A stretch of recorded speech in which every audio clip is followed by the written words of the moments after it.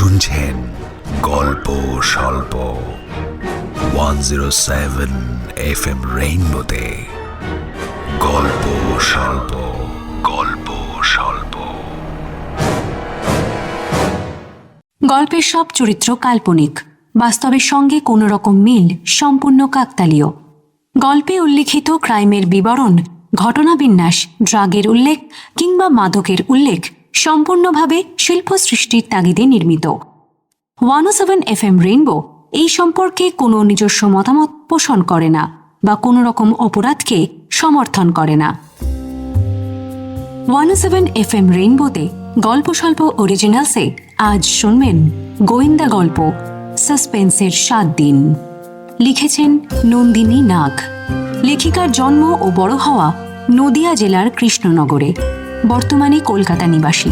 পদার্থবিজ্ঞান নিয়ে পড়াশোনা, অ্যাস্ট্রোফিজিক্স নিয়ে গবেষণা ও ডক্টরেট ডিগ্রি লাভ করে শিক্ষকতার পেশায় নিযুক্ত হন। সাহিত্যের প্রতি ভালোবাসা তাকে পাঠক মহলে পরিচিতি এনে দিয়েছে। প্রেম ও সামাজিক উপন্যাস, ইতিহাস ও বিজ্ঞান নির্ভর উপন্যাস, কল্পবিজ্ঞান ভিত্তিক উপন্যাস, কিশোর সাহিত্যের পাশাপাশি লিখেছেন রহস্য উপন্যাসও। তার সৃষ্ট মহিলা গোয়েন্দা চরিত্র তিস্তা, যে কিনা কর্মসূত্রে একটি পত্রিকার সহ সম্পাদক এবং শখে গোয়েন্দা। গোয়েন্দা তিস্তার জনপ্রিয় কাহিনীগুলো হল হত্যার পরিমিতি, ডুয়ার্সে ডামাডোল, নীলাচলে নিরুদ্দেশ। লেখিকা তার অবিশ্বাসীর ঈশ্বর সন্ধান গ্রন্থের জন্য 2017 সালে সম্মানিত হয়েছেন বাংলা একাডেমি পুরস্কারে। আজ গল্প স্বল্প অরিজিনালসে শুনবেন গোয়েন্দা তিস্তার কাহিনী সাসপেন্সের 7 দিন। তিস্তার ভূমিকায় অপরূপা, গল্পের কথক অর্পণ, গল্পের সূত্রধার সৌমি। অন্যান্য ভূমিকায় সোমক, বাসু, গোপা, অভিপ্সা, অর্ণব, অরিজিৎ, আত্রেয়, সুদীপ্ত ঘোষ, রাজীব, অমরজিৎ, উজ্জ্বল, মৌসুমী, অনির্বাণ, সুনন্দা, আম্রপালি, সুদীপ্ত রায় এবং শুভদা। শুরু হচ্ছে গল্প স্বল্প অরিজিনালস, নন্দিনী নাগের লেখা সাসপেন্সের 7 দিন।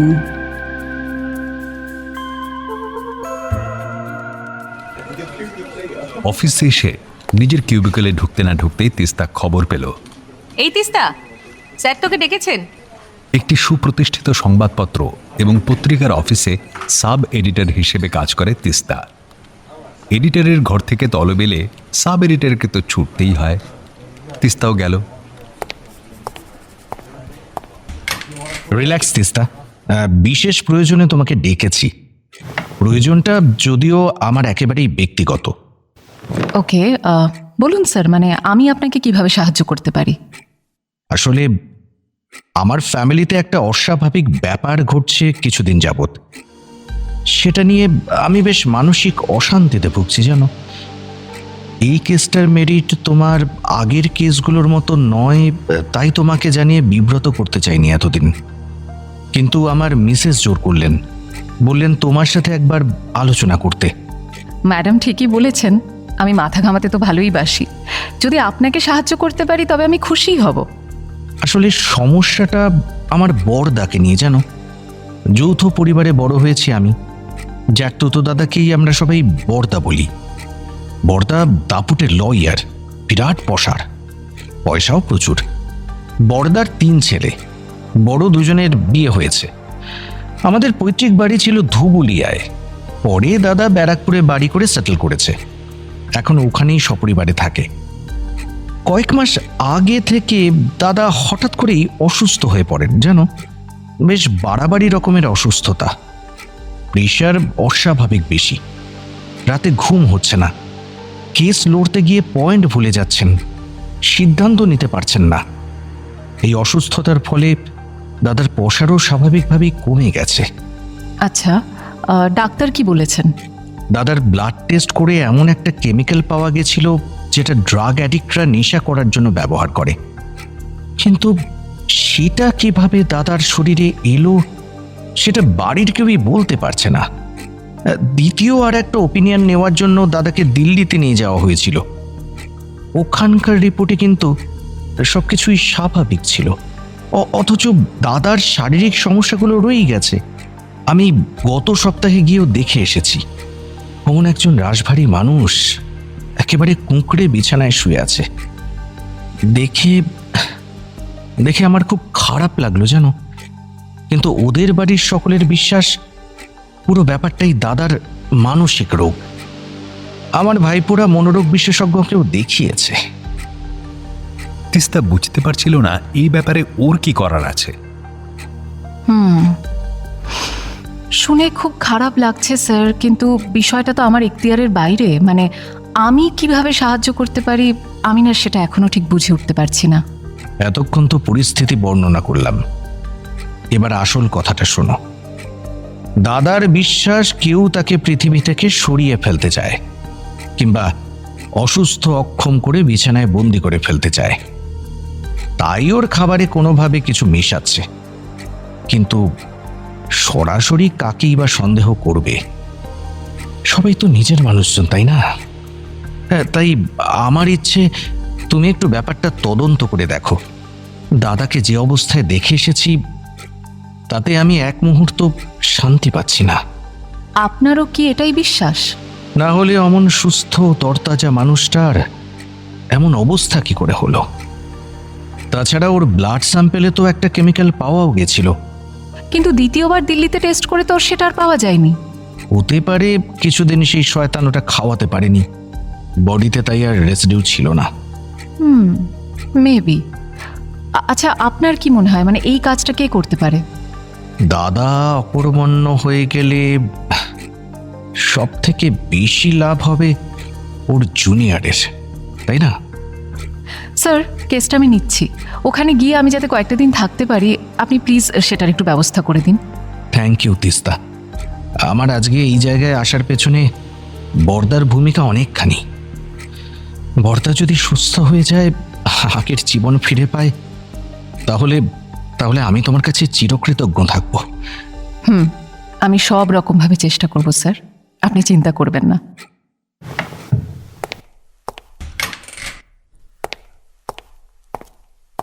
নিজের ডেস্কে ফিরে এসে তিস্তা প্রথমেই ফোন করল অর্ককে। যেহেতু নিখিল সরকারও হাইকোর্টে প্র্যাকটিস করেন, তাই ওর সম্পর্কে সবচেয়ে ভালো খবর অর্কই দিতে পারবে।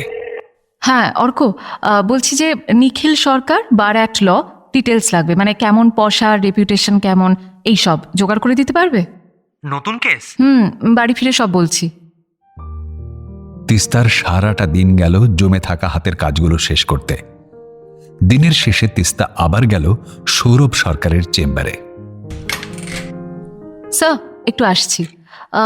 মোটামুটি একটা ব্লু প্রিন্ট না আমি ভেবে নিয়েছি। যেহেতু পরিবারের প্রত্যেককে কাজ থেকে জানার দরকার, তাই কয়েকটা দিন ওই পরিবারের মধ্যেই আমাকে থাকতে হবে। দাদার দেখাশোনা করার জন্য কলকাতা থেকে কোনো ট্রেন্ড নার্স নিয়ে এসেছেন। এই পরিচয় দিয়ে আপনি আমাকে কাল আপনার দাদার বাড়িতে নিয়ে যাবেন। তারপর আমি দেখছি কি করতে পারি। রাতে বাড়ি ফিরে অর্ক একটা পেন ড্রাইভ দিল তিস্তাকে। নাও, হিয়ার ইজ ইয়োর নিখিল সরকার। যা জানতে চেয়েছো আর যা চাওনি সবটাই পাবে এর মধ্যে। এবার বলো দেখি কি কেস? তিস্তা যতটুকু যা জেনেছে পুরোটাই বলল অর্ককে। অত কিম যাচ্ছ ব্যারাকপুর? যাচ্ছি না, শুধু থাকছি। নার্স হিসেবে কাল ও বাড়িতে ডিউটি নিচ্ছি, আপাতত 7 দিনের জন্য। তারপর দেখি কি হয়। উফ, 7 দিন আমি স্বাধীন, এটা শুনেই বুকের মধ্যে কুলুকুলু করে ঝর্ণা বইতে শুরু করেছে। যাও, বিজয়ী ভাবা। পরদিন তিস্তাকে নিয়ে সৌরভ যখন নিখিল সরকারের বাড়িতে পৌঁছে গেল, তখন ওদের বাড়িতে সকালের ব্যস্ততা শুরুই হয়নি। আরে তুই এত সকালে? সৌরভের বৌদি নূপুর হই হই করে উঠলেন। আমি তো সবসময় অ্যাট ইউর সার্ভিস বৌদি। দেখো, তোমার কথা ভেবে কাকে নিয়ে এসেছি। আয় আয় আয়, আগে চাটা খা, তারপর কথা হবে। বোন, তুমিও এসো।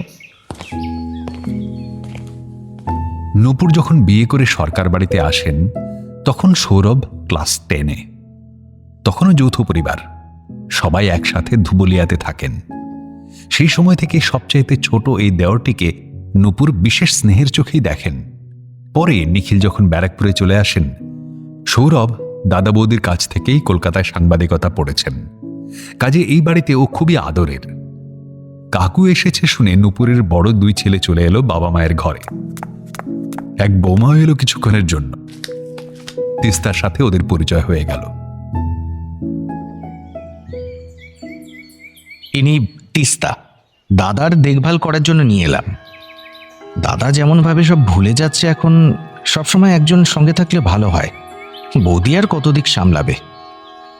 নূপুর হায়ার সেকেন্ডারি স্কুলে পড়ান, তারপর সংসার সামলে একজন অসুস্থ মানুষের দেখভাল করা তার পক্ষে সত্যিই কষ্টকর হয়ে যাচ্ছিল। তিনি খুব খুশি হলেন। খুব উপকার করলি আমার রিন্টু।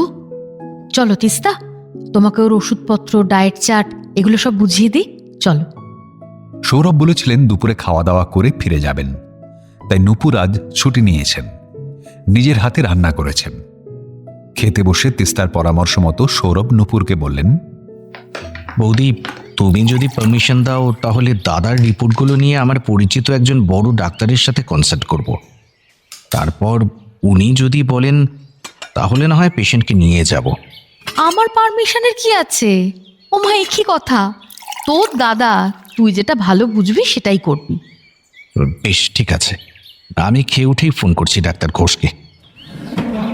নিখিলবাবুর একটা ব্লাড টেস্ট করাতে হবে। রিপোর্টটা যত তাড়াতাড়ি সম্ভব দরকার। রক্তের রিপোর্ট দেখে যদি বোঝা যায় ওর অসুস্থতার কারণ পুরোপুরি বায়োলজিক্যাল, তাহলে আমার আর এখানে থাকার কোনো প্রয়োজনই নেই।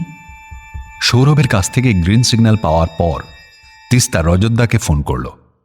যদিও রজত বসু এখন প্রমোশন পেয়ে ওসি হয়েছেন, বেলেঘাটা থানা সামলাচ্ছেন, তবে তিস্তার প্রথম কেসের পর থেকে ওর সঙ্গে যোগাযোগটা রয়েই গেছে। হ্যাঁ, হ্যালো রজতদা। বলো মিস মার্পেল, কি সমস্যা? রজতদা শোনো না, বলছি যে একটা ব্লাড স্যাম্পল কালেক্ট করে নিয়ে টেস্ট করাতে হবে, ভীষণ আর্জেন্ট। হ্যাঁ, মানে যত তাড়াতাড়ি সম্ভব আমার রিপোর্টটা দরকার।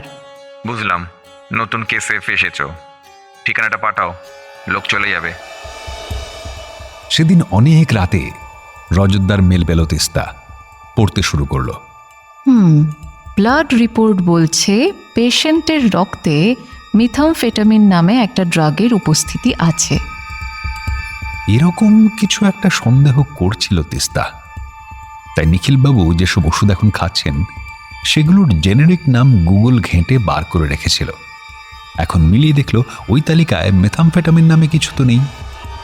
অর্থাৎ এই ড্রাগটি কোনো ডাক্তারের নির্দেশ অনুযায়ী ওর শরীরে যাচ্ছে না। তাহলে কিভাবে যাচ্ছে, কেন যাচ্ছে, সেটাই রহস্য। তবে সেই রহস্যের জাল ছেঁড়ার আগে তিস্তার জানা দরকার নিখিলবাবুর অসুস্থতার জন্য মেথামফেটামিনই আসলে দায়ী কিনা। অতএব আবার ইন্টারনেটের শরণাপন্ন হতে হলো তিস্তাকে। এই ড্রাগ বেশ কিছুদিন ধরে নিলে ব্রেনের কোষগুলো নষ্ট হয়ে যায়, ফলে ঘুম না হওয়া, স্মৃতি নষ্ট হয়ে যাওয়া, সিদ্ধান্তহীনতায় ভোগা, হ্যালুসিনেশনের মতো উপসর্গ দেখা দেয়। ব্লাড প্রেশারও বেড়ে যায়, যেটা নিখিলবাবুর হয়েছে। তাছাড়া এর প্রভাবে অ্যাডিকশনও তৈরি হয়ে যায়। তখন ড্রাগটা না পেলে মাথার মধ্যে অস্বস্তি, চোখের সামনেটা ঘোলাটে হয়ে যাওয়ার মতো সমস্যা তৈরি হয়।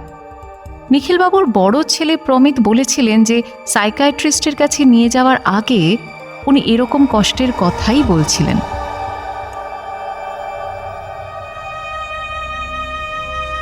তিস্তা নিশ্চিত হয়ে গেল যে নিখিল সরকারের অসুস্থতাটা ড্রাগের প্রভাবেই তৈরি হয়েছে।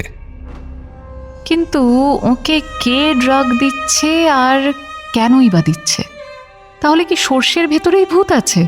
নিখিলবাবু নিজেই কোনোভাবে ড্রাগ অ্যাডিক্টেড হয়ে পড়েছেন? ব্যারাকপুরে নিজের 3 তলা বাড়ি নিখিল সরকারের। একতলার সামনের দুটো বড় ঘরে রয়েছে ওর চেম্বার আর লাইব্রেরি। পেছন দিকের দুটো ঘরের একটিতে ছোট ছেলে নীলের কোচিং ক্লাস চলে আর অন্যটিতে ভাগ্নের রনিত থাকে।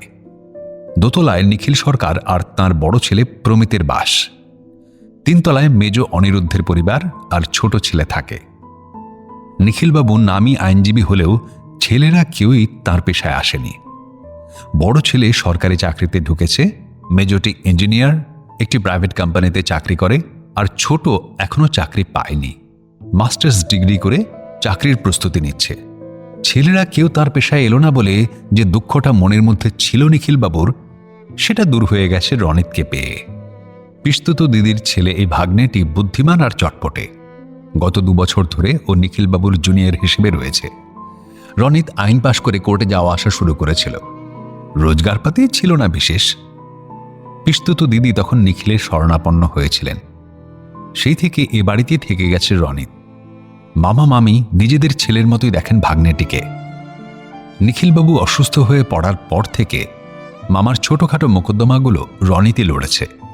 বড় কেসগুলোতে হাজিরা দিয়ে তারিখ নিয়ে রেখেছে। নিখিল সরকার অসুস্থতার কারণে কোর্টে যাচ্ছেন না, চেম্বারেও বসছেন না, এই কথা ইতিমধ্যেই চারপাশে ছড়িয়ে পড়ায় ওর চেম্বারে মক্কেলদের আনাগোনা কমেছে। 2-4 জন যারা এসেছিলেন চলে যাওয়ার পর রনিত একাই বসেছিল চেম্বারে। ওর সাথে একান্তে কথা বলার জন্য তিস্তা ওখানেই গেল।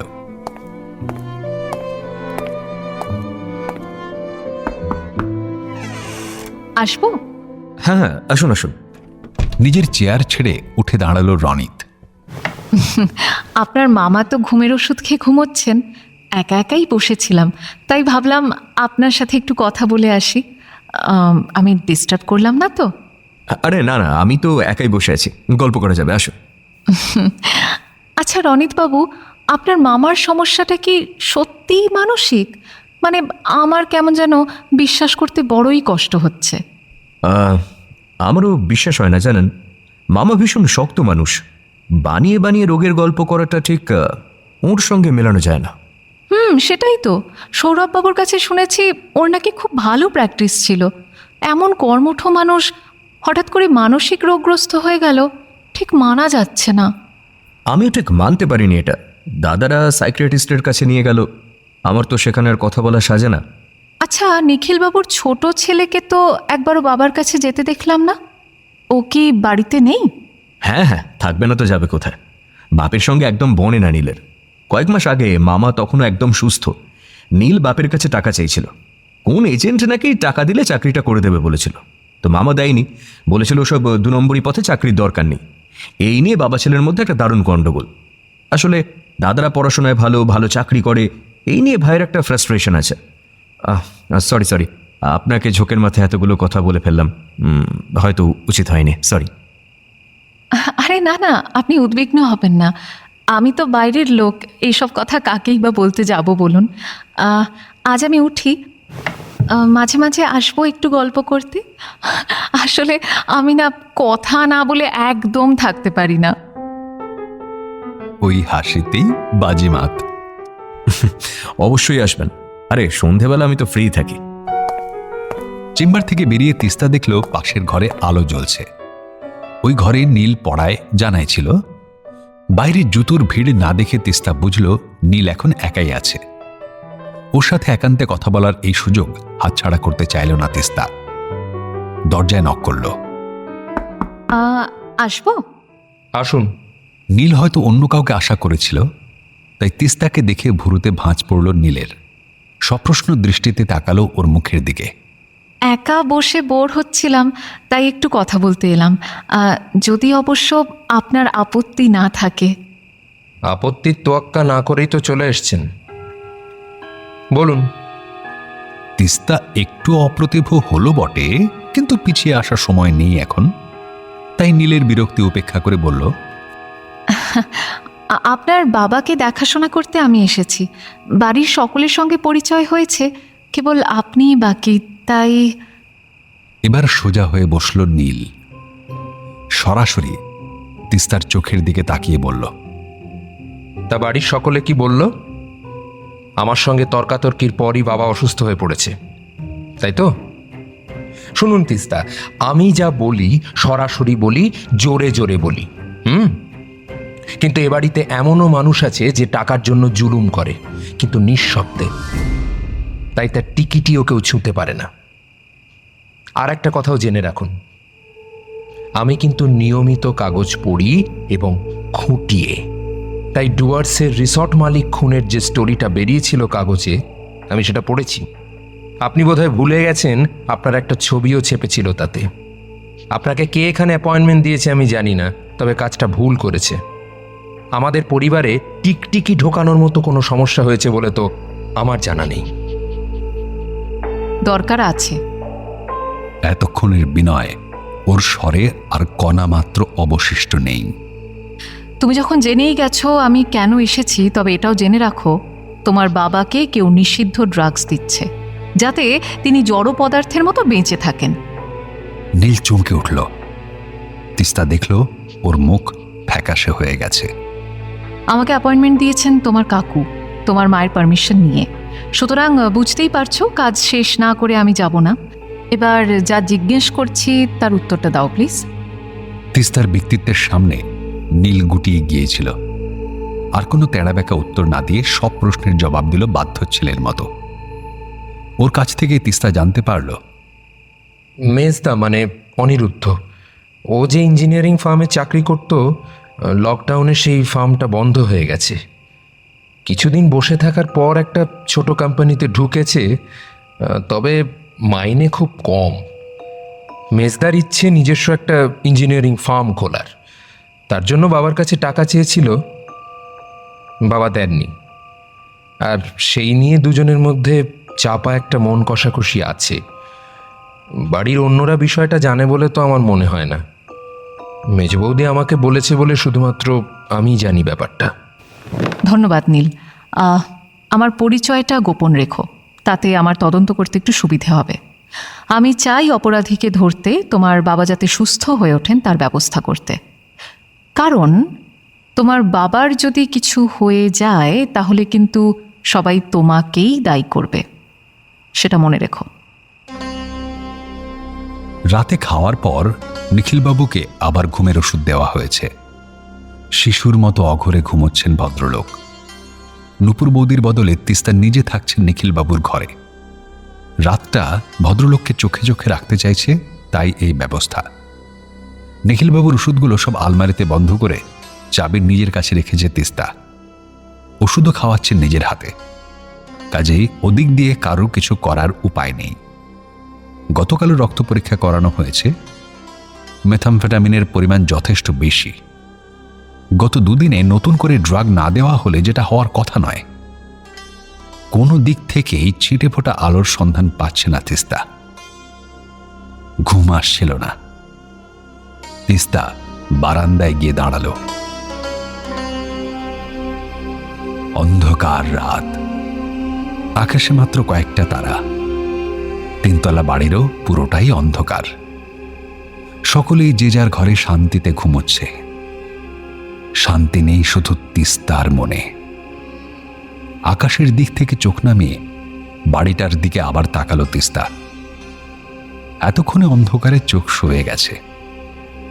সমস্ত বন্ধ ঘরের দরজাগুলোর ওপরে চোখ বোলাতে বোলাতে ও খেয়াল করলো একতলায় একটা ঘরের দরজার নিচ দিয়ে খুব সরু একটা আলোর রেখা বেরিয়ে আসছে।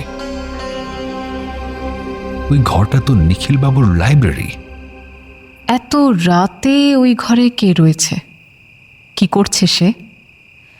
এ ব্যাপারে কাল সকালে রনিতের সঙ্গে একটু কথা বলতে হবে।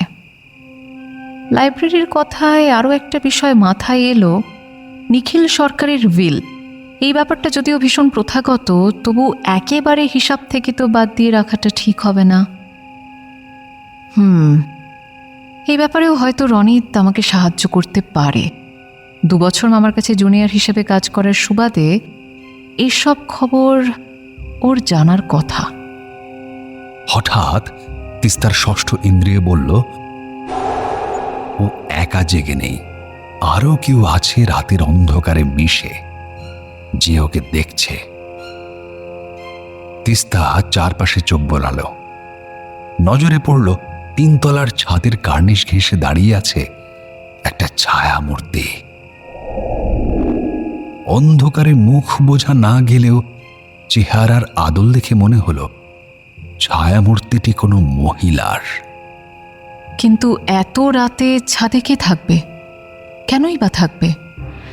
3 তলায় তো মহিলা বলতে থাকে অনিরুদ্ধর স্ত্রী, তাও সে সন্তান সম্ভবা বলে এখন বাবা মায়ের কাছে আছে। তাহলে প্রমিতের স্ত্রী পারমিতাকে দেখে বেশ শান্ত স্বভাবের মনে হয়। ও হাউসওয়াইফ, সারাদিন নিজের বছর 6 দস্যি ছেলেটাকে নিয়ে ব্যস্ত থাকে। দোতলায় নিখিল সরকারের শোবার ঘরের পাশেই পারমিতার ঘর। প্রমিত অফিসে চলে গেছে, ছেলেও স্কুলে। পারমিতা একাই ছিল। তিস্তা সুযোগে সদ্ব্যবহার করতে দেরি করল না। আসবো? ও হ্যাঁ, আসুন। আমাকে আপনি বলবেন না, তুমিতেই স্বচ্ছন্দ বোধ করব। আচ্ছা, তাহলে আমাকেও তুই করেই বলবে, কেমন? আমি না একদম চুপচাপ বসে থাকতে পারি না, জানো। তুমি ফ্রি আছো দেখে গল্প করতে চলে এলাম। ভালো করেছো। আমারও ভালো লাগে না গো একা একা, কিন্তু কি আর করবো বলো। বেশ সহজ সরল মেয়ে পারমিতা। অল্প সময়ের মধ্যে বেশ বন্ধুত্ব হয়ে গেল দুজনের। নানা কথাবার্তার পর তিস্তা হঠাৎ করে বলল, কাল না আমি একটা অদ্ভুত জিনিস দেখেছি, জানো। কি জানি চোখের ভুল কিনা। কি দেখেছো? আর বলো না, তখন বেশ রাত, মানে আমার ঘুম আসছিল না বলে বারান্দায় গিয়ে দাঁড়িয়েছিলাম। হঠাৎ দেখি তোমাদের 3 তলার ছাদের কার্নিশ ঘেঁষে একজন মহিলা দাঁড়িয়ে। আমার বুকটা না ছ্যাদ করে উঠলো দেখে। তাড়াতাড়ি ঘরে ঢুকে আমি দরজা বন্ধ করে দিয়েছি। কথাটা শুনে পারমিতার মুখটা ফ্যাকাশে হয়ে গেল। তিস্তা খুঁটিয়ে লক্ষ্য করছিল ওকে। অত রাতে কে ছাদে দাঁড়িয়ে থাকতে পারে বলো তো? তোমার ছোট যা তো বাড়িতেই নেই শুনেছি। আবার খোঁচালো তিস্তা। তুমি যখন বললে তখন আমিও বলি, একদিন আমিও দেখেছিলাম, কিন্তু কেউ আমার কথা বিশ্বাস করেনি, জানো। তুমিও ছাদে কাউকে দাঁড়িয়ে থাকতে দেখেছো? না, ছাদে নয়, সেদিন রাতে টয়লেটে যাব বলে উঠেছিলাম। আমাদের বাথরুমের জানালা দিয়ে মা বাবার ঘরের সামনের করিডোরটা দেখা যায়। করিডোর অন্ধকারই ছিল। মনে হলো কেউ যেন ঘর থেকে বেরিয়ে এলো, খুব সাবধানে, পা টিপে টিপে। প্রথমে মনে হয়েছিল মাই বেরিয়েছেন। আমি ভালো করে দেখার জন্য বাথরুমের আলো না জ্বালিয়ে জানালার ফাঁক দিয়ে উকি মারলাম। মানুষটা করিডোর পার হয়ে নিচে চলে গেল। তখন আবছা আলোয় মনে হলো কোনো মহিলা, লম্বা চুল, শাড়ি বা সালোয়ার কামিজ কিছুই পরা ছিল না। শুধু মনে হলো সায়ার মতন কিছু একটা বুকের ওপর থেকে জড়ানো। ওরকম অসভ্যের মতন পোশাক পরে এ বাড়ির কেউ অন্তত বাথরুম থেকে বাইরে বেরোবে না। তাই মনে হলো মহিলা এই বাড়ির নয়। তারপর কোথায় গেল সে? নিচে বিচের করিডোরে সে মিলিয়ে গেল। আমি ভীষণ ভয় পেয়ে ঘরে এসে প্রমিতকে ডেকে তুললাম। ও আমাকে ধমক দিয়ে আবার শুইয়ে দিল। বলল চোখের ভুল। সারাদিন গাঁজাখুরি গল্পের বই পড়ে নাকি আমার মাথাটাই গেছে। বাবারে, আমার তো খুব ভয় লাগছে গো। তুমি ভূতে ভয় পাও না? কি বলছো? পাই না আবার? আমি তো বিশ্বাস করতে শুরু করেছিলাম যে সেদিন ঘুম চোখে কি না কি দেখেছি, কিন্তু এখন তো তোমার কথা শুনে আমার নতুন করে ভয় লাগছে গো। আচ্ছা, এ বাড়ির কোনো হিস্ট্রি আছে নাকি? মানে কিছু জানো? হ্যাঁ, একটা সুইসাইড আছে শুনেছি, কিন্তু সে তো এ বাড়িতে নয়, ওদের দেশের বাড়িতে। তাও আবার মেয়ে নয়, আমাদের শ্বশুরমশাইয়ের মামা। ভূতের আবার ছেলে মেয়ে। আচ্ছা, বলছি যে সেই ভদ্রলোকের সুইসাইডের কারণ কিছু জানো? না গো, ওই ব্যাপারে এই বাড়িতে কেউ কখনো কথা বলে না। হ্যাঁ, একবার প্রমিত মুখ ফসকে বলে ফেলেছিল আমার সামনে, তারপর আবার আমাকে সাবধান করে দিয়েছে কখনো যেন বাবা কিংবা মায়ের সামনে এই ব্যাপারে কোনো শব্দ উচ্চারণ না করি। আমারই বা কি দরকার বলো শুধু শুধু খুঁচিয়ে ঘা করার। ঠিকই তো। আচ্ছা, সেদিন তুমি যা দেখেছিলে সেই কথা আর কাউকে বলনি? না, বললেই কেউ বিশ্বাস করবে? প্রমিতই তো করলো না। ভালোই করেছো। তাহলে আমিও কালকের কথা আর কাউকে বলবো না। তোমার কথাই বিশ্বাস করেনি যেখানে, সেখানে আমাকে আর কে বিশ্বাস করবে বলো? আচ্ছা, তুমি ঠিক কতদিন আগে দেখেছিলে বলো তো? সঠিক বলতে পারবো না, তবে মাস 3 আগে তো হবেই। পারমিতাকে ধন্যবাদ জানিয়ে নিখিলবাবুর ঘরে ফিরে এলো তিস্তা। নিখিলবাবুর ঘুম ভেঙে গেছে। তিনি এখন কেবলে ছটফট করছেন। বারবার বলছেন চোখের সামনেটা ঘোলাটে, মাথার ভেতর প্রবল অস্থিরতা। লক্ষণগুলো শুনে তিস্তা বুঝতে পারল এসব হলো ড্রাগের উইথড্রয়াল সিন্ড্রোম। পরিচিত একজন ডাক্তারবাবুর সঙ্গে বিষয়টা নিয়ে ফোনে আলোচনা করেছিল তিস্তা। তিনি যা যা বলে দিয়েছিলেন সেগুলোর সঙ্গে মিলে যাওয়ায় তিস্তা বুঝতে পারল এতদিন ড্রাগটা যেই দিয়ে থাকুক না কেন, ওর কড়া নজরদারি এড়িয়ে সেটা নিখিলবাবুকে দেওয়া সম্ভব হয়নি গত দুদিন। তবে নিখিলবাবুর কষ্ট দেখে তিস্তার খারাপ লাগছিল। যত তাড়াতাড়ি এই রহস্যের কিনারা হবে, নিখিলবাবুকে রিহ্যাবে পাঠিয়ে চিকিৎসা করা যাবে। ডাক্তারবাবু বলেছেন আপাতত ওর কষ্ট লাঘবের জন্য ঘুম পাড়িয়ে রাখা ছাড়া উপায় নেই। তিস্তা সেটাই করল। খাওয়ার পর ওকে ঘুমের ওষুধ খাইয়ে ঘুম পাড়িয়ে দিল।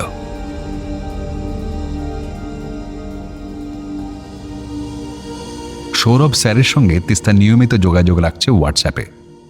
আজ পারমিতার কাছে শোনা সুইসাইডের বিষয়টা জানতে চেয়ে কল করলো। হ্যাঁ স্যার, বলছি যে আপনার দাদার মামা ধুবুলিয়ার বাড়িতে সুইসাইড করেছিলেন।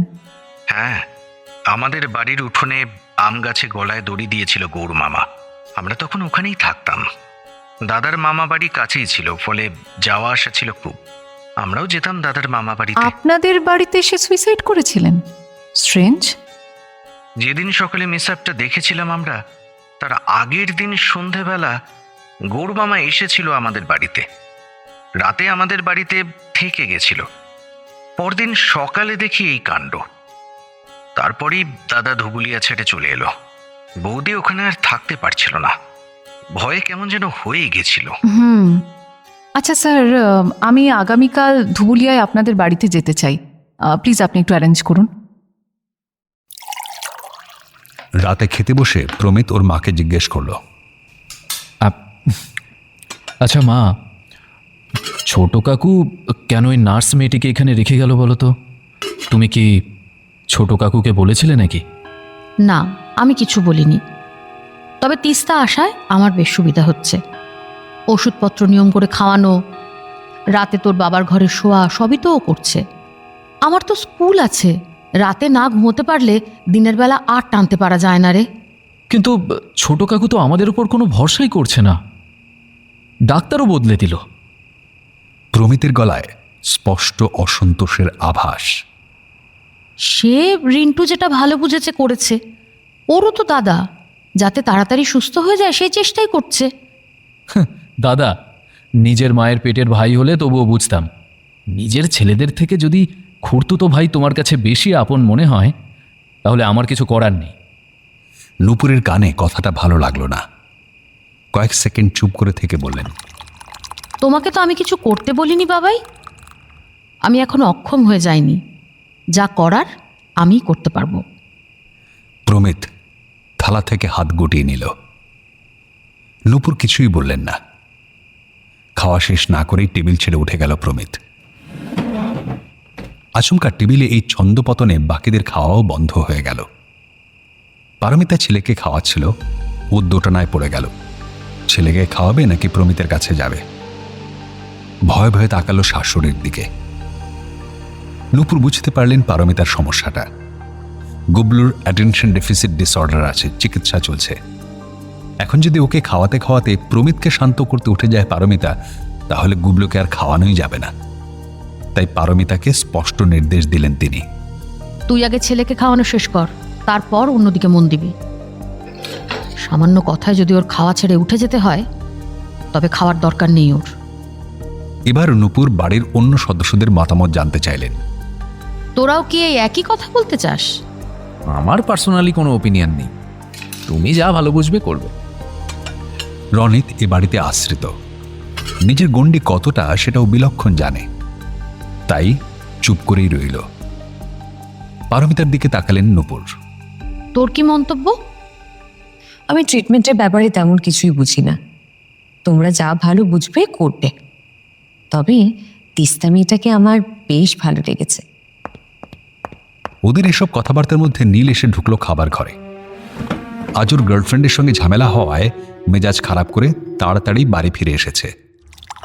ওকে টেবিলে এসে বসতে দেখে নূপুর জিজ্ঞেস করলেন, তুই এখন? কেন, অসুবিধা আছে? না, আমার সাথে বসে খেতে যদি তোমাদের আপত্তি থাকে তাহলে উঠে যাচ্ছি, নিচে পাঠিয়ে দিও কাউকে দিয়ে। পারমিতা নীলের হাত ধরে টেনে বসিয়ে দিল। আহ নীল, কি কথার কি মানে করছো? এমনিতে মায়ের মন ভালো নেই। শেষের কথাটা শুনে শান্ত হলো নীল। সত্যি তো, সবসময় স্বার্থপরের মতো ও নিজেকে নিয়েই ভাবছে। মায়ের সঙ্গে ভালো করে কথা বলে না কত দিন হয়ে গেল। বাবার অসুস্থতা নিয়েও কিছু জানা হয়নি।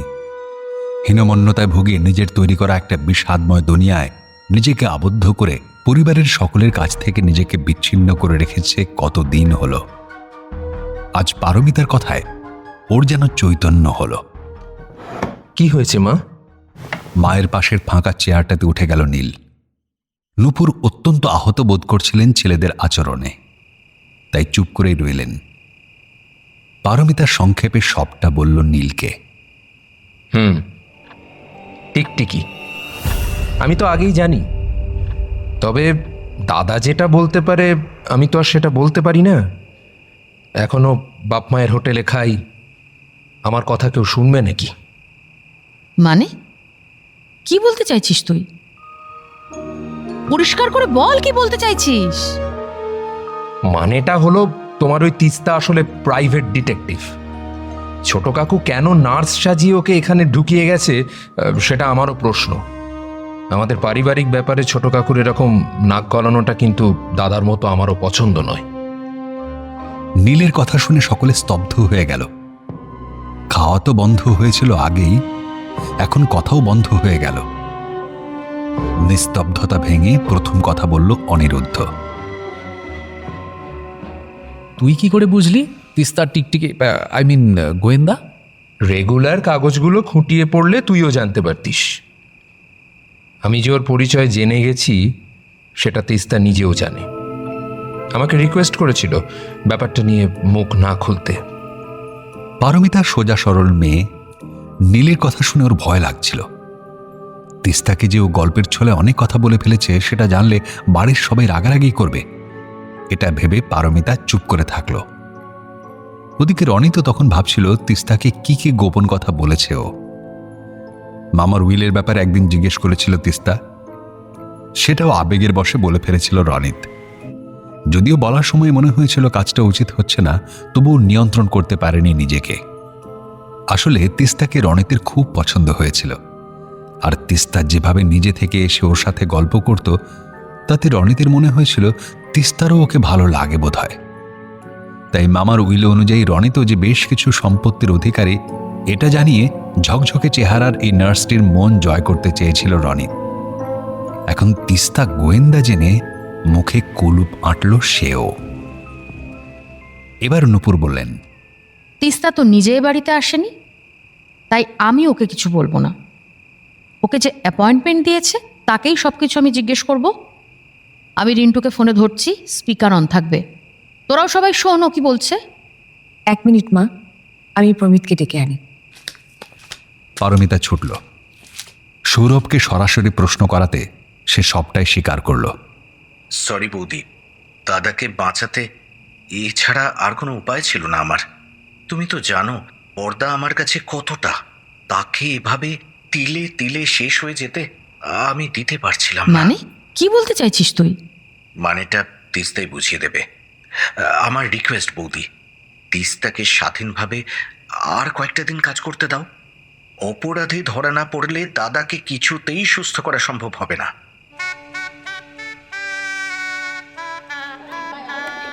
মাধবীলতার বিয়ের বাসর ঘরে রাত জমজমাট। বরপক্ষ আর কনেপক্ষের মধ্যে চলছে গানের লড়াই। কাঁচা হলুদ রঙের শাড়ি পরা মেয়েটি সম্ভবত কনের ছোট বোনের বন্ধু, একাই প্রায় টেনে নিয়ে চলেছে নিজের দলকে।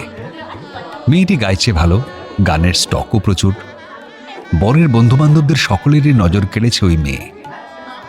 এই অবশ্য খুবই স্বাভাবিক ব্যাপার। বর আর কনের মধ্যে ফাও হিসেবে যারা থাকে তারা বিয়ের কদিন এরকম ফুচকা খাওয়ার মতো মজা করেই থাকে, আর বিয়ে মিটলে যে যার জীবনে ফিরে গিয়ে সব ভুলেও যায়। কিন্তু গৌরাঙ্গ ভুলতে পারল না। বাসর ঘরে দেখা সেই কিশোরী রইল তার চোখ আর মন জুড়ে। শেষটায় আর থাকতে না পেরে বন্ধুকে গিয়ে ধরল। এই ওই মেয়েটির সাথে আলাপ করিয়ে দে না, ওকে ছাড়া বাঁচবো না আমি। কোন মেয়ে? আরে তো শালির বান্ধবী বাসরে যে খুব ভালো গান গাইছিল। ওই পুঁচকে মেয়েটা, ও তোর সাথে প্রেম করবে নাকি?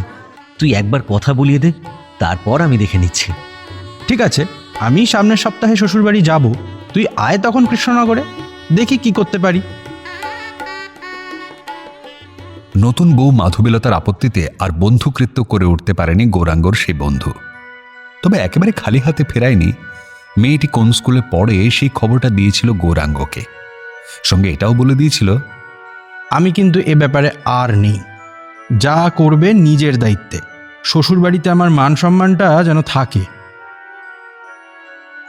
সেই শুরু। মেয়েটিকে একবার চোখের দেখা দেখবে বলে গৌরাঙ্গ কখনো সাইকেল চালিয়ে কখনো বাস ধরে ধুবুলিয়া থেকে কৃষ্ণনগরে যাওয়া শুরু করলো। ছুটির সময় মেয়েটির স্কুলের সামনে অপেক্ষা করত প্রায় রোজই। মেয়েটি কোনোদিনই গৌরাঙ্গর দিকে তাকায়নি। বেনি দুলিয়ে বন্ধুদের সঙ্গে গল্প করতে করতে চলে যেত উল্টো দিকের ফুটপাত দিয়ে। গৌরাঙ্গ যতবার ওকে দেখত ওর বুকের মধ্যে ততই কষ্ট ডালপালা ছড়াতে থাকত, কিন্তু তবু সাহস করে এগিয়ে গিয়ে কথা বলতে পারত না। গৌরাঙ্গ হয়তো মনে মনে আশা করেছিল এভাবে ধৈর্যের পরীক্ষা দিতে দিতে একদিন নিশ্চয়ই ও পাশ করে যাবে, মেয়েটি নিজে থেকে এগিয়ে এসে কথা বলবে। আর কিছু না বলুক, কৃত্রিম রাগ দেখিয়ে অন্তত জিজ্ঞেস করবে, প্রতিদিন এখানে কেন দাঁড়িয়ে থাকেন আপনি? তখন গৌরাঙ্গ মনের কথা বলার সুযোগ পাবে। বলবে, তোমাকে একটিবার দেখার জন্য। তোমাকে ভালোবাসি আমি। সেই প্রথম দেখার দিন থেকে তুমি আমার মনের সবটা দখল করে নিয়েছ। কিন্তু এসব সিনেমাতেই হয়। বাস্তবের মেয়েটা কোনোদিনই ফিরে তাকালো না অপেক্ষারত যুবকটির দিকে। এগিয়ে এসে কথা বলার স্বপ্ন ওর মনের চোর কুঠুরিতে তালা বন্ধ হয়ে রইল। আরও কয়েক মাস পরে মেয়েটার স্কুলবেলা ফুরল। বন্ধুর কাছে জানতে পারল গৌরাঙ্গ মেয়েটিকে ওর বাবা মা কলকাতার ভালো কলেজে ভর্তি করেছে। ও এখন হস্টেলে থেকে পড়ে। গৌরাঙ্গের ভালোবাসা দীর্ঘশ্বাসের আড়ালে চাপা পড়ে গেল। বাড়ির লোকেদের চাপাচাপিতেও গৌরাঙ্গ বিয়ে করল না। ওর একটাই কথা, যাকে ভালোবাসি তাকে যদি ভুলতে পারি তবেই বিয়ে করব। বাড়ির লোকেরা ওকে ধর্মের ষাঁড় তকমা লাগিয়ে হাল ছেড়ে দিল একদিন।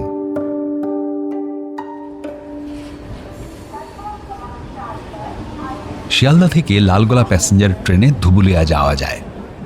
আগের দিন সৌরভ ট্রেনের সময় জানিয়ে দিয়েছিলেন তিস্তাকে। সেই অনুযায়ী ও স্টেশনে চলে এসেছে। সৌরভও যাবেন তিস্তার সঙ্গে। উনি শিয়ালদা থেকেই ওই ট্রেন ধরে আসবেন। ধুবুলিয়ার বাড়িতে সৌরভের জ্যাঠার এক ছেলে আর এক কাকার পরিবার এখনও আছেন। সৌরভ ওর কাকিমাকে বলে দিয়েছিল ওদের ঘর দুটো খুলে লোক দিয়ে পরিষ্কার করে রাখতে, কারণ আজ আর ফেরা হবে না তিস্তাদের।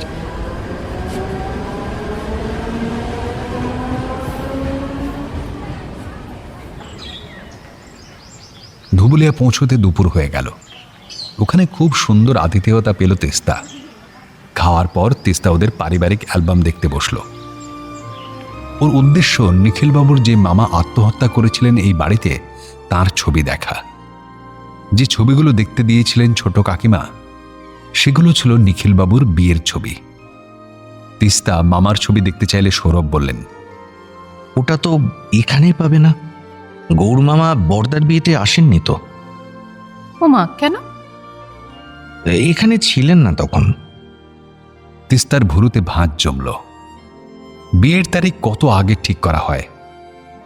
তা সত্ত্বেও যদি কেউ, বিশেষ করে এত কাছের কেউ, ওই সময়ে বাইরে যান, তবে বুঝতে হবে তিনি নিজেই থাকতে চাননি। আচ্ছা, মামার বাড়িতে কেউ থাকেন? একবার যাওয়া যায়? মামাদের বাড়ি কাছেই, বিকেলের দিকে তোমাকে না হয় ওখানে নিয়ে যাব। তিস্তা খুশি হল। মামা ভদ্রলোক যদিও এই কেসের কেউ নন, তবু চরিত্রটা টানছিল ওকে।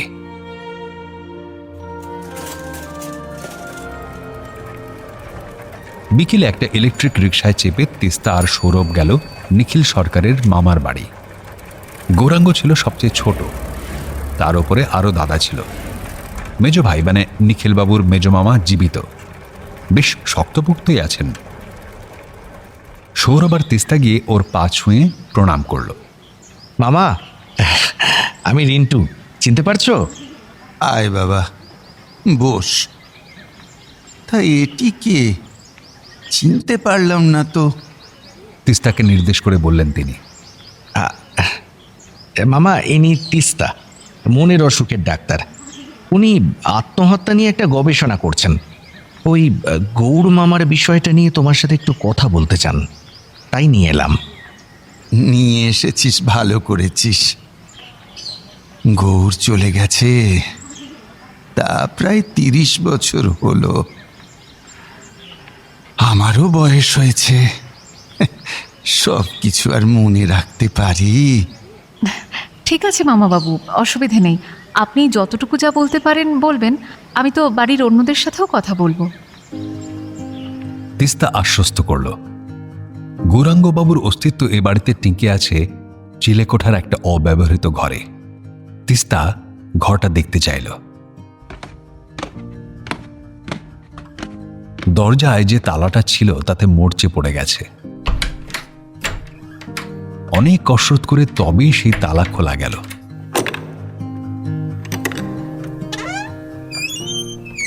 ভেতর থেকে বেরিয়ে এলো ভ্যাপসা গন্ধ, গরম বাতাস।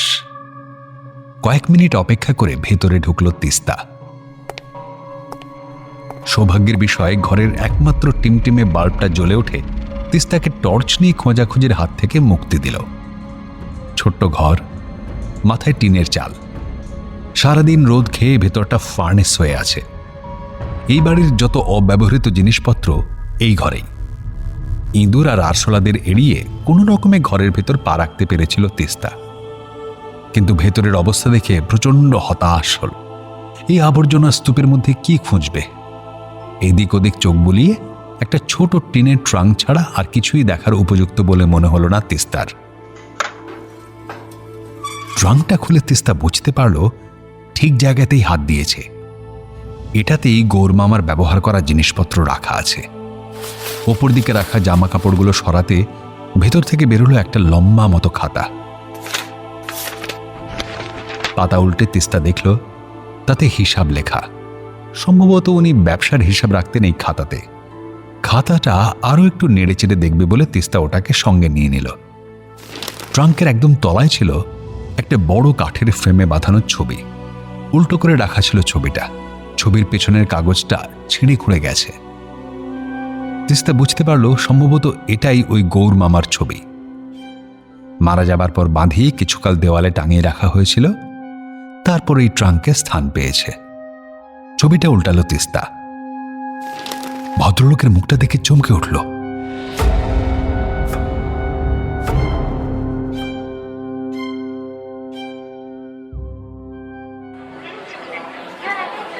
ধুবুলিয়া থেকে ফেরার পথে কৃষ্ণনগরে নামল তিস্তা।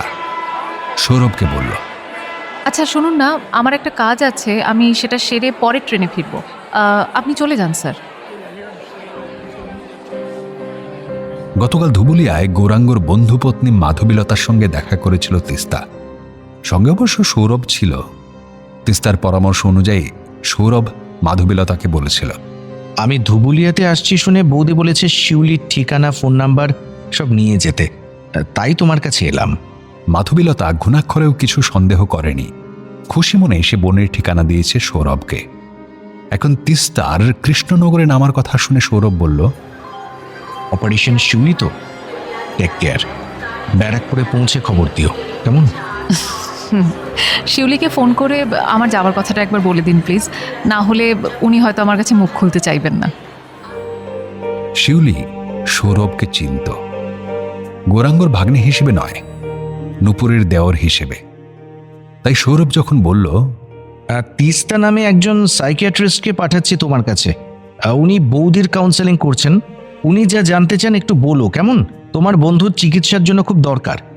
কেন, নুপুরের কি হয়েছে? না, মারাত্মক কিছু নয়, ওই পুরনো কথা কিছু মনে করতে পারছে না, তাই সাইকিয়াট্রিস্ট বলেছেন ছোটবেলার ইম্পর্টেন্ট নানা কথা বৌদিকে বারবার বলতে। দেখো, আমরা তো আর অত কিছু জানি না, তুমি বন্ধু ছিলে, তাই তোমার কাছে পাঠাচ্ছি, যতটা পারো একটু হেল্প করো প্লিজ। গৌরাঙ্গবাবুর সাথে আপনার দিদির বিয়েতেই তো পরিচয় হয়েছিল আপনার বান্ধবীর, তাই না? শিউলি বুঝতে পারছিল না এত বছর পরে কেন এসব কথা উঠছে, তাই বলল, হ্যাঁ, কিন্তু দুজনের মধ্যে তো কোনো সম্পর্ক তৈরি হয়নি। তাছাড়া উনি তো... হ্যাঁ, আমি সবটাই জানি। উনি থাকলে হয়তো আমার পেশেন্ট এভাবে রিয়্যাক্ট করতেন না। আসলে আমি জানতে চাইছি কারণ উনি অতীতের কথা মনে রাখতে পারছেন না। সায়েন্স বলছে আমাদের মন সেটাই ভুলে যায় যেটা আমরা ভুলতে চাই। তাই আমার মনে হয় ওনার অবচেতন মন হয়তো অতীতকে ভুলতে চাইছে। আপনি আমাকে প্লিজ একটু বলবেন যে আমার পেশেন্ট কি গৌরাঙ্গবাবুকে পছন্দ করতেন? বেমালুম বানিয়ে বলে দিল তেস্তা। তবে এই কথাতে কাজ হলো।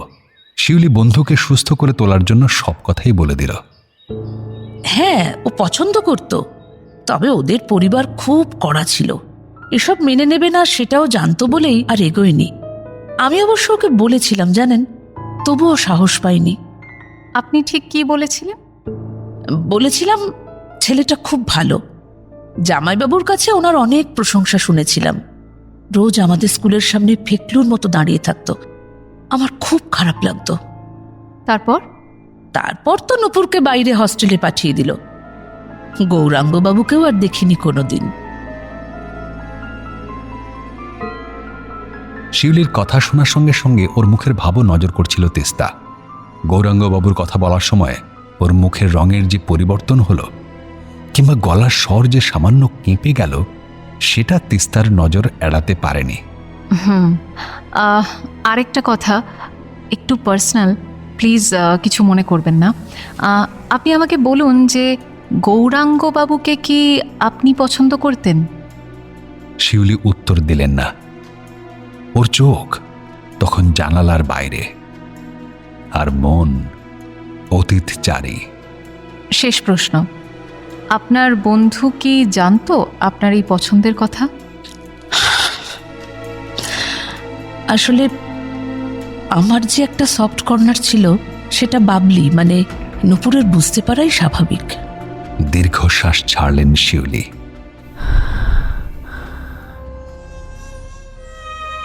নিখিল সরকারের নার্স পরিচয় দিয়ে এই বাড়িতে আসার কারণটা পরিবারের সকলে জেনে যাওয়াতে বেশ অসুবিধার মধ্যে পড়ল তিস্তা। কিন্তু কি আর করা যাবে, ভুলটা ওর তরফে হয়েছিল। আসলে ও বুঝতেই পারেনি যে মাত্র 3টে রহস্য সমাধান করেই তিস্তা নামটা এত পরিচিত হয়ে গেছে যে নাম শুনেই ওকে কেউ চিনে ফেলবে। তাহলে নামটা বদলে দিয়ে এই বাড়িতে পরিচয় দিত। কিন্তু যে কাজের দায়িত্ব নিয়ে এসেছে ও, সেটাকে অসম্পূর্ণ রেখে তো আর চলে যাওয়া যায় না। তাই ব্যাপারটা ম্যানেজ করার জন্য বাড়ির সকলের সঙ্গে বসল তিস্তা। ভুল পরিচয় আপনাদের বাড়িতে সেই কটা দিন থাকার জন্য আমি ক্ষমা প্রার্থী।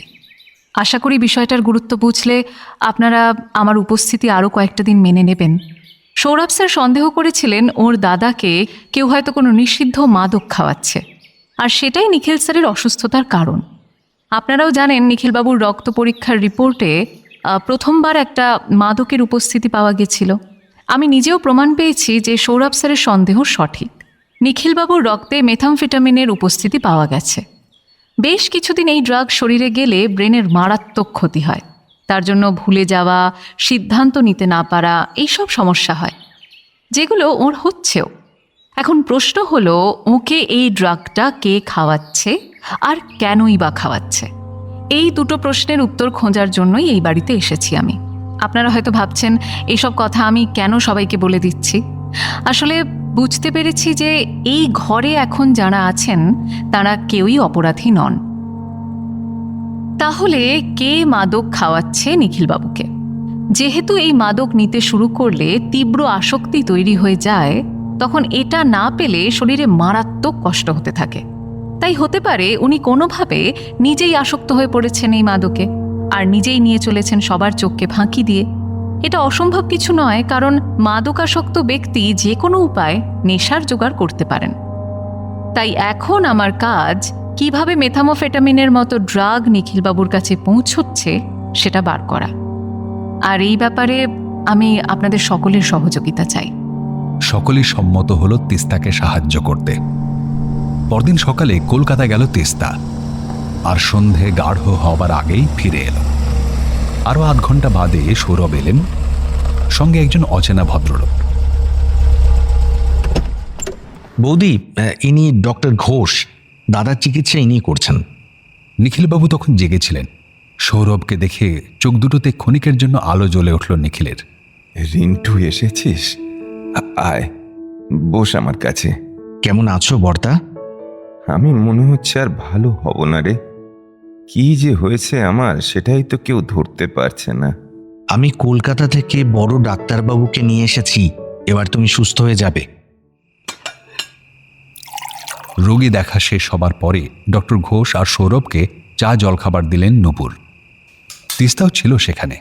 সৌরভ হঠাৎ করে বলল, জানো বৌদি, অনেক বছর পর সেদিন ধুবুলিয়ায় গেছিলাম। বাড়িটার অনেক চেঞ্জ হয়ে গেছে। উঠোনের সেই বড় আম গাছটাও দেখলাম আর নেই।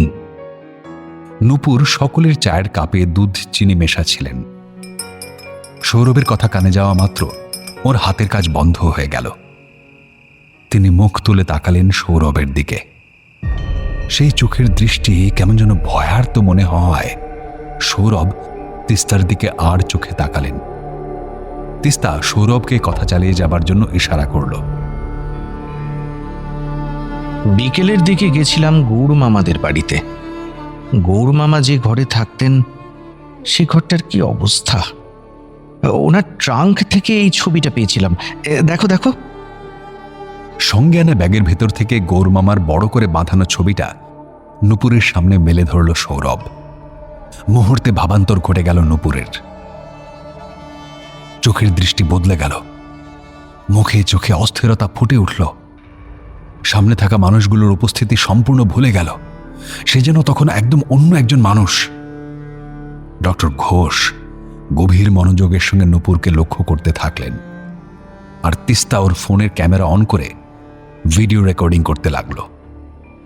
নূপুর অস্থিরভাবে ঘরের ভেতর পায়চারি করতে শুরু করেছেন ততক্ষণে, আর নিজে নিজে কথা বলতে শুরু করেছেন। সাধারণত এমন চিৎকার করে কখনো তিনি কথা বলেন না, তাই বাড়ির অন্যরাও ছুটে এসেছে কি হয়েছে জানার জন্য। নূপুরকে অপ্রকৃতিস্থ মনে হচ্ছিল, তাই ওরা ঘরে ঢুকতে গিয়েও ভয় পেয়ে থমকে গেল।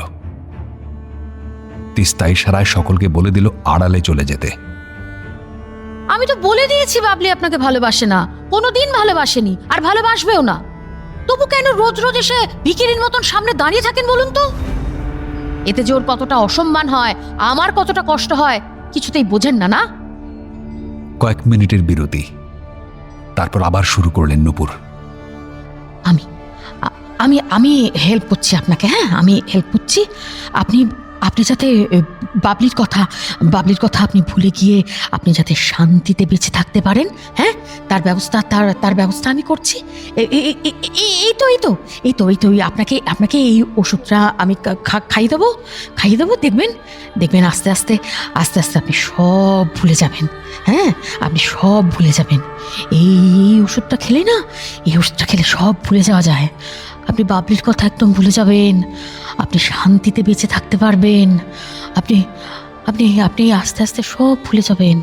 এই ওষুধটা খেলেই সব ভুলে যাওয়া যায় এই ওষুধটা খেলে। বিড়বিড় করে কথা বলতে বলতে নিজের ঘরে পা বাড়ালেন নূপুর। তিস্তা, ডক্টর ঘোষ এবং সৌরভ তাঁকে অনুসরণ করতে লাগলেন।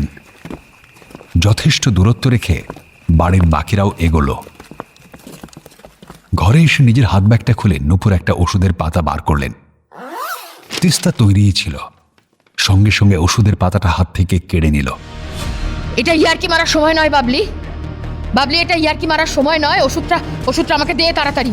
এটা না খাওয়ালে মানুষটা সুইসাইড করবে। তুই জানিস না, তুই বুঝতে পারছিস না বাবলি। তুই এটা দে আমাকে, ওষুধটা দে তুই আমাকে। বাবলি ইয়ার্কি মারিস না, আমি বারবার বলছি। কিন্তু আমি তিস্তার হাত থেকে ওষুধের পাতাটা কেড়ে নিতে চাইল নূপুর। না পেরে ওর চুলের মুঠি চেপে ধরে হ্যাঁচকা টান লাগালো। তিস্তা প্রস্তুত ছিল না এর জন্য, হুমড়ি খেয়ে পড়েই যাচ্ছিল। শেষ মুহূর্তে সামলে নিল, কিন্তু চুলের মুঠি ছাড়াতে পারছিল না কিছুতেই। নূপুরের গায়ে তখন দারুণ শক্তি। চুল ধরে নাড়িয়ে চলেছেন আর মুখে বলেই চলেছেন, তুই চাস না মানুষটা বেঁচে থাকুক। হ্যাঁ শিউলি, তুই তাড়াতাড়ি এটা দিয়ে দে। তুই এটা না দিলে কিন্তু মানুষটা বাঁচবে না। তুই বুঝতে পারছিস যে এটা না দিলে মানুষটা বাঁচবে না। তুই এটা দিয়ে দে। তোকে আজকে তুই এটা দে শিউলি, তুই এটা দে। শেষ পর্যন্ত প্রমিত, সৌরভ আর পারমিতা এসে নূপুরকে চেপে ধরে রীতিমতো জোর করে ওর হাত থেকে তিস্তার চুলের মুঠিকে মুক্তি দিল।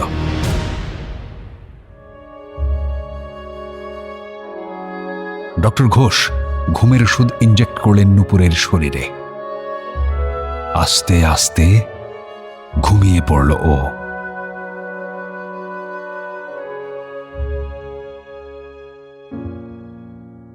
বাড়ির সকলকে বসার ঘরে ডেকেছে তিস্তা।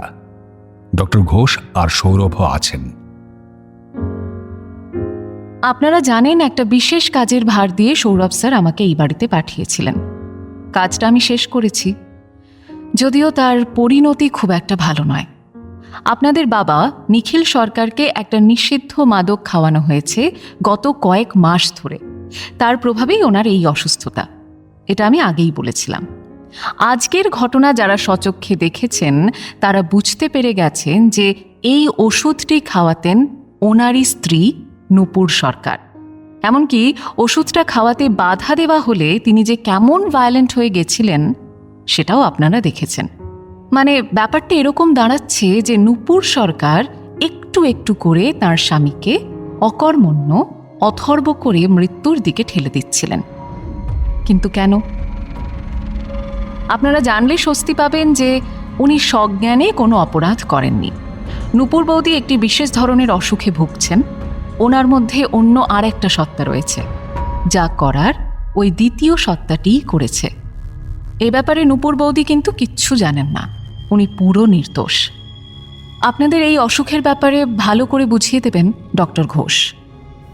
হ্যাঁ মিসেস সরকার যে অসুখে আক্রান্ত, আমরা ডাক্তারি পরিভাষায় বলি ডিসোসিয়েটিভ আইডেন্টিটি ডিসঅর্ডার বা সংক্ষেপে ডিআইডি। এই রোগে যারা আক্রান্ত হন তাদের 2 বা তার বেশি পার্সোনালিটি থাকে। তার মানে ব্যাপারটা অনেকটা এরকম, একটাই শরীর, তাতে 2 জন বা 3 জনের বাস। যেমন ধরুন মিসেস সরকারের মধ্যে আমরা 2 জন মানুষের উপস্থিতি দেখতে পাচ্ছি। একে আমরা চলতি কথায় বলি স্প্লিট পার্সোনালিটি, আর চরিত্রগুলোকে বলি পরস্পরের অল্টার। এই আলাদা পার্সোনালিটিগুলোর স্বভাব, ব্যবহার, কথা বলার ধরন, চিন্তাভাবনা সবটাই আলাদা রকমের হয়। একজন ঠান্ডা মেজাজের মানুষের অল্টারনেটিভ পার্সোনালিটি উগ্র মেজাজ হতে পারে, যেমনটা আপনারা দেখলেন মিসেস সরকারের ক্ষেত্রে। সবচাইতে আশ্চর্যের কথা হলো এই অল্টাররা কেউ কিন্তু কারোর উপস্থিতির কথা জানে না, কেউ কাউকে চেনেই না। এমনকি একজন মহিলার অল্টার নিজেকে পুরুষ মনে করতে পারে, সেরকম আচরণ করতে পারে। কিন্তু ডাক্তারবাবু, আমার মায়ের মধ্যে এরকম সমস্যা তো আগে ছিল না, এটা হঠাৎ করে কেন হলো? এই স্প্লিট পার্সোনালিটির সমস্যাটা যখন ট্রিগার করে তখন হঠাৎ করেই করে। কার ক্ষেত্রে যে কখন এটা দেখা যাবে সেটা আমাদের মনোবিজ্ঞানীরা এখনো সঠিকভাবে কিছু বলতে পারেননি। তবে একটা ব্যাপার দেখা গেছে, অল্প বয়সে কোনো ট্রমা থাকলে কিংবা কোনো বিশেষ স্ট্রেস তৈরি হলে এরকম অবস্থা হতে পারে। মিসেস সরকারের ক্ষেত্রে ঠিক কি ঘটেছে সেটা আমার জানা নেই, তিস্তা সেটা বলতে পারবে। সকলে উদ্গ্রীব হয়ে তিস্তার দিকে তাকালো। মিসেস সরকারের সমস্যার কারণ খুঁজতে গেলে আমাদের ফিরে যেতে হবে তার অল্প বয়সের দিনগুলোতে। ঠিক যেমনটি বলেছেন ডক্টর ঘোষ, নূপুর বৌদির এই অসুস্থতার পেছনেও রয়েছে একটা দুর্ভাগ্যজনক ঘটনা, যেটা তার অবচেতন মনে স্থায়ী ক্ষত তৈরি করে ফেলেছে। এর আসল কাহিনীটা যিনি বলতে পারতেন তিনি এখন ঘুমিয়ে আছেন, তবে জেগে থাকলেও তার মুখ থেকে কোনোদিনই এই বিষয়ে একটি কথাও বার করা যাবে না। কারণ ওর যে পার্সোনালিটিটাকে আমরা চিনি সে এইসব কথা ভুলে গেছে। তাই নিখিল স্যারের পৈতৃক বাড়িতে গিয়ে সবার সাথে কথা বলে আমি যেসব তথ্য পেয়েছি সেগুলোর সাহায্যে গল্পটা আমার মতো করে সাজিয়ে নিয়েছি। অবশ্য এ ব্যাপারে আমাকে হেল্প করেছেন নূপুর বৌদির ছোটবেলার বন্ধু শিউলি আর গৌর মামার একটা খাতা। বৌদি যখন কিশোরী ছিলেন তখন এক বন্ধুর দিদির বিয়েতে গিয়ে গৌরাঙ্গ নামে একটি ছেলের সঙ্গে তার পরিচয় হয়, যে ছেলেটি তার প্রেমে পড়েন। নূপুর বৌদি ব্যাপারটা জানতেন কিন্তু রেসপন্স করেননি। ওই ছেলেটির সাথে কোনো রকম যোগাযোগও ছিল না ওর। কিন্তু এমনই সমাপতন যে পরবর্তীকালে বাড়ির থেকে সম্বন্ধ করে যে ছেলেটির সঙ্গে নূপুর বৌদির বিয়ে দেওয়া হলো, দেখা গেল গৌরাঙ্গ তাঁর পরিবারের সদস্য, নিজের ছোট মামা। বিয়ের সম্বন্ধ করার সময়, এমনকি বিয়ের সময়ও গৌরাঙ্গ অনুপস্থিত ছিলেন, মনে হয় তিনি বিষয়টা জানতেন, তাই নিজেকে আড়ালে রেখেছিলেন। এটা অবশ্য আমার অনুমান, কারণ সৌরভ স্যারের কাছেই আমি শুনেছি নিখিল স্যারের বিয়েতে গৌরমামা উপস্থিত ছিলেন না। এটা জেনে আমার খুব অবাক লেগেছিল বটে। যাই হোক, নূপুর বৌদি কিন্তু বিয়ের সময় এ বিষয়ে কিছুই জানতেন না। এদিকে গৌরাঙ্গ মানে গৌরমামা কিন্তু বিয়ে টিয়ে করেননি, সেই না হওয়া প্রেমকেই আঁকড়ে ধরে রয়ে গেছেন। যে রাতে গৌরমামা আত্মহত্যা করেছিল সেই রাতে ঠিক কি কি ঘটেছিল আমার পক্ষে কিন্তু তা বলা সম্ভব নয়। মোটামুটি আমি যা অনুমান করেছি সেটাই বলছি। সেদিন নিখিলবাবু ধুবুলিয়ায় ছিলেন না, কোনো কাজে বাইরে গেছিলেন। এটা আমি সৌরভ স্যারের কাছেই শুনেছি। নূপুর বৌদি একাই ছিলেন। সেই সুযোগে গৌরমামা নূপুর বৌদির মুখোমুখি হন। এত বছর ধরে যে সুযোগ তিনি পাননি নূপুরের সাথে একা কথা বলার সুযোগ, সেটা তিনি ওই দিনই পেয়ে যান। দুজনের মধ্যে সেদিন ঠিক কি কি কথা হয়েছিল বা কি কি ঘটেছিল সেটা আর কোনো দিনই জানা যাবে না। তো যাই ঘটুক না কেন, নিশ্চয়ই নূপুর বৌদির ব্যবহারে বা কথায় গৌরমামা অপমানিত হন, যার ফলে সেই রাতেই ওই বাড়ির উঠোনের আম গাছে গলায় দড়ি দিয়েছিলেন গৌরমামা। এই ঘটনার পর নূপুর বৌদি স্বাভাবিকভাবেই ভাবতে থাকেন যে গৌরমামার মৃত্যুর জন্য তিনিই দায়ী, যদিও কথাটা তিনি কাউকেই বলতে পারেননি, এমনকি নিজের বরকেও না। বৌদি ভেবেছিলেন কথাটা জানলে শ্বশুরবাড়ির সকলে তাকে দোষারোপ করবে, ভাববে নিশ্চয়ই বিয়ের আগে গৌরাঙ্গর সাথে তার কোনো সম্পর্ক ছিল। এই অপরাধবোধ মনের মধ্যে চেপে রাখতে রাখতে বৌদি অবসাদে ভুগতে থাকেন। বাড়ির সবাই মনে করেন যে ওই সুইসাইড দৃশ্য দেখার জন্যই বৌদির মানসিক অবসাদ। তাই ওই বাড়ি ছেড়ে নিখিল স্যার চলে আসেন এখানে। সে তো বহু যুগ আগের কথা। ধুবুলিয়া ছেড়ে দাদারা চলে আসার পর আমিও চলে এসেছিলাম, ওদের সাথেই থাকতাম। কই কখনো তো বৌদির কোনো অস্বাভাবিক আচরণ দেখিনি, এসব নিয়ে মন খারাপ করতে বা কোনো কথা বলতে শুনিনি। তাহলে এত বছর বাদে এসব কেন হলো? এই প্রশ্নের উত্তরটা কিন্তু আমাকে দিয়েছে এই ছবি। ইনফ্যাক্ট সেদিন গৌরমামাদের চিলেকোঠায় বাক্স ঘেঁটে যদি আমি এই ছবিটা না পেতাম, এই কেস কিন্তু আমি তাহলে সমাধান করতে পারতাম না। তিস্তার কথায় সকলেই উদ্গ্রীব হলো ছবিটা দেখার জন্য। কি এমন আছে ওই পুরনো ছবিতে যা এমন জটিল একটা রহস্যের দরজা খুলে দিল?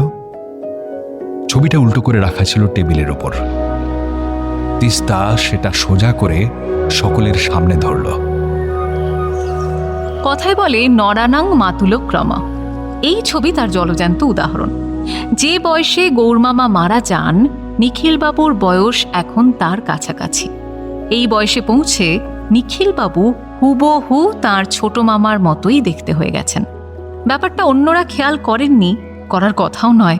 যে মানুষটা এত বছর আগে মারা গেছেন তার চেহারা কারই বা মনে থাকে, কিন্তু নূপুর বৌদির অবচেতন মনের ক্যানভাসে যে ছবি আঁকা হয়ে গেছে সে তো আর মোছার নয়। তাই নিখিলবাবুর এখনকার চেহারাই হলো সেই ট্রিগারিং ফ্যাক্টর, যেটা নূপুরকে ফিরিয়ে নিয়ে যায় অতীতে, আবার তার মনে তৈরি করে সেই ট্রমা। তিনি হয়ে যান এমন একজন মানুষ যে গৌরাঙ্গর মন থেকে মুছে দিতে চায় নূপুরকে, যাতে গৌরাঙ্গ সুইসাইড না করে। নূপুর বৌদির দ্বিতীয় সত্তাটা সম্ভবত ওরই বন্ধু শিউলি, যে কিনা গৌরাঙ্গকে পছন্দ করত, আর সেই কথাটা নূপুর বৌদিও জানতেন।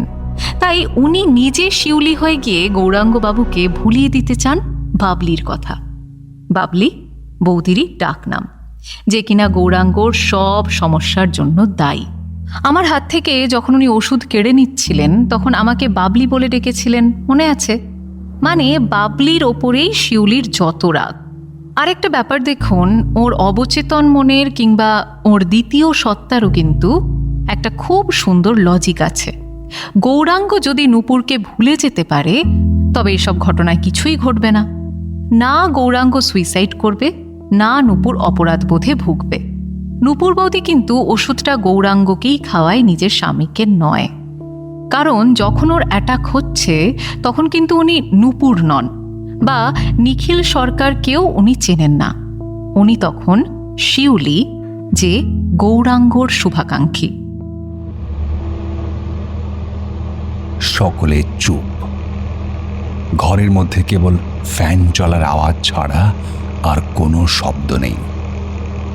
সন্ধ্যাবেলা থেকে পরপর যা দেখতে বা শুনতে হয়েছে সকলকে, সেসব মেনে নেওয়া বড্ড কঠিন। এমন যে কিছু ঘটে এতকাল এটাই কারো জানা ছিল না। জীবনে প্রথমবার যখন ওরা বিষয়টা সম্পর্কে জানল, প্রিয়জনের জীবন দিয়েই তাকে উপলব্ধি করতে হলো। পুরো ব্যাপারটা যতটা দুর্বোধ্য ততটাই কষ্টকর। কিন্তু মামিমা ওই ড্রাগটা কি করে পেত? ওটা তো এমনি কিনতে পাওয়া যাবে না। কারেক্ট রনিতবাবু, এটা আপনার প্রফেশন অনুযায়ী একেবারেই সঙ্গত প্রশ্ন। এটা না আমাকেও ভাবিয়েছিল খুব, জানেন। মেথামফেটামিন তো একটা মাদক, অতএব খোলা বাজারে বিক্রি হবে না। আর ড্রাগ হ্যান্ডেলারদের সাথে নিশ্চয়ই নূপুর বৌদির যোগাযোগ থাকা সম্ভব নয়। উনি তো আর ক্রিমিনাল নন। ভাবতে ভাবতে হঠাৎ করেই হাতের কাছে পেয়ে গেলাম সমাধান। ওই যে ঘরের এক কোণে কিছু একটা নিয়ে তখন ভাঙচুর চালাচ্ছিল গুবলু। তিস্তা ওইদিকে আঙুল তুলল। মানে? এবারে প্রায় সবার গলায় একসঙ্গে আর্তনাদ করে উঠল। গুবলুর এত দস্যিপানার কারণ হিসাবে পারমিতা আমাকে বলেছিল ওর attention deficit hyperactivity disorder আছে, ট্রিটমেন্ট চলছে, বড় হলে নাকি আস্তে আস্তে কমে যাবে। মেথামফেটামিন হাইড্রোক্লোরাইডকে এই রোগের ওষুধ হিসেবে ব্যবহার করা হয়, যেটা আমি ইন্টারনেট ঘেঁটে জেনেছিলাম যখন মেথামফেটামিনের উপস্থিতি নিখিল স্যারের রক্তের নমুনায় পাওয়া গেল। এবার তো হিসেব একেবারে সোজা। গুবলুর প্রেসক্রিপশন দিয়ে ওষুধটা কেনাই যায়। এলাকার বিভিন্ন ওষুধের দোকান থেকে নিলে একটা প্রেসক্রিপশন দিয়ে অনেকগুলো ওষুধ পাওয়াই যাবে। বিশেষ করে নূপুর বৌদি এখানকার পুরনো বাসিন্দা, ওষুধের দোকানগুলোর সাথে পরিচয়ও আছে। কাজেই ওনার পক্ষে এই ওষুধ জোগাড় করা খুব একটা সমস্যার নয়। আর ওষুধ খাওয়ানো তো আরও সোজা। উনি এমন একজন মানুষ, উনি যা খাওয়াবেন নিখিলবাবু কোনো রকম সন্দেহ না করে খেয়ে নেবেন। এটা তো কেউ ভাবেইনি। ইনফ্যাক্ট নিখিলবাবুকে যে ড্রাগ দেওয়া হচ্ছে এটা তো কেউ ভাবেইনি। সুতরাং সন্দেহ কেন করবে? হ্যাঁ, সেটাই তো। তাহলে মাকে আপনার প্রথম সন্দেহ হলো কিভাবে? এ বাড়িতে যেদিন আমি আসি তার পরের রাতে বারান্দায় দাঁড়িয়ে আমি ছাদে একজন মহিলার ছায়ামূর্তি দেখতে পেয়েছিলাম। অত রাতে খোলা চুলে অদ্ভুতভাবে সে দাঁড়িয়েছিল। আপনার স্ত্রী বাড়িতে নেই, পারমিতার চুল ছোট করে কাটা, অতএব ও হতে পারে না। একমাত্র নূপুর বৌদিরই লম্বা চুল এই বাড়িতে। ভূত পেতনি যদি না হয় তবে উনিই হবেন। কিন্তু পরের দিন ওনাকে কথাটা জিজ্ঞেস করলাম যখন, উনি না আকাশ থেকে পড়লেন। আসলে উনি কিন্তু মিথ্যে বলেননি। ওর মনেই ছিল না যে আগের রাতে উনি কি করেছিলেন। আসলে নূপুর সরকার তো আর চুল খুলে অত রাতে ছাদে ঘুরছিলেন না, ঘুরছিল ওর অল্টার। পারমিতাও একদিন আমাকে এরকম কিছু বলেছিল, আমি পাত্তা দিইনি। ঠিকই বলেছিল পারমিতা। সেই সময় ওর কথা শুনে ঘর থেকে বেরোলে আপনি আপনার মাকে দেখতে পেতেন। ব্যাপারটা হয়তো এত দূর গড়াতো না তাহলে। ইনফ্যাক্ট পারমিতা আমাকেও অনেক হেল্প করেছে। গৌরমামার সুইসাইডের কথাটা ও না বললে আমি জানতেই পারতাম না। আমার এই কেসে ওটাই টার্নিং পয়েন্ট ছিল, না হলে অন্ধকারে হাতড়ে বেড়াতে হতো। Thank you Paromita. তিস্তার কাছ থেকে প্রশংসা পেয়ে পারমিতা ভীষণ খুশি।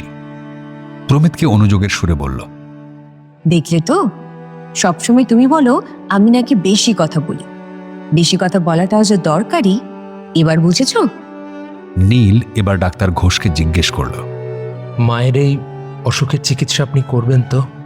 কতদিন লাগবে ভালো হয়ে যেতে? দেখুন, ডিআইডির সরাসরি কোনো চিকিৎসা নেই। আমরা শুধু চেষ্টা করি টুকরো টুকরো পার্সোনালিটিগুলোকে ওভারল্যাপ করাতে, যাতে একটা ইন্টিগ্রেটেড পার্সোনালিটি তৈরি হয়। সেটা কিভাবে হবে, কতদিনে হবে, এটা বলা সম্ভব নয়, তবে সময় লাগবে। আর বাবা, উনি ভালো হবেন তো? ওনার ব্রেনের যদি কিছু পার্ট ড্যামেজ হয়ে গিয়ে থাকে তবে সেগুলো আর রিকভারি হওয়া সম্ভব নয়। ওনাকে আগে রিহ্যাবে পাঠিয়ে ড্রাগ অ্যাডিকশনটা কাটাতে হবে, তারপর বোঝা যাবে কতদূর কি ক্ষতি হয়েছে। ডাক্তার ঘোষের কথা শুনে সকলেই চুপ করে থাকলো। রাত প্রায় 1টা। পুরো বাড়িটা অন্ধকারাচ্ছন্ন নিঝুম, যেন শোকের প্রলেপ পড়েছে বাড়িটার সর্বাঙ্গে। আগামীকাল সকালে তিস্তা চলে যাবে এখান থেকে নিজের বাড়িতে। গত 7 দিনে এই পরিবারের সকলের সঙ্গে একটা সুন্দর সম্পর্ক তৈরি হয়ে গিয়েছিল। কাল যদি এখান থেকে হাসিমুখে বিদায় নিতে পারত, তবে সবচেয়ে বেশি খুশি হতো তিস্তা নিজেই। কিন্তু সেটা হবার নয়। এই পরিবারের মাথা যে দুজন মানুষ, তাদের অসুস্থতা সকলের মুখের হাসি কেড়ে নিয়েছে। তাই এমন জটিল একটা কেস সমাধান করেও তিস্তার মনটা ভালো নেই। অপরাধীকে খুঁজে বার করে অপরাধ নির্মূল করাতেই তিস্তার আনন্দ। কিন্তু যেখানে বিনা দোষে দুটো মানুষের জীবনে এমন অভিশাপ নেমে এসেছে, সেখানে তিস্তা খুশি হবে কিভাবে?